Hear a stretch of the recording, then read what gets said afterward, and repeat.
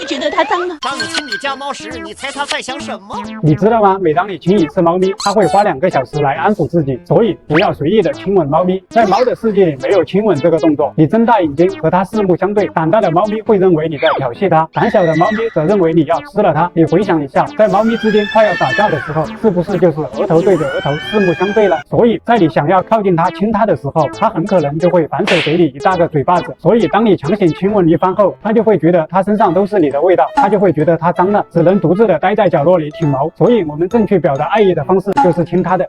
明白。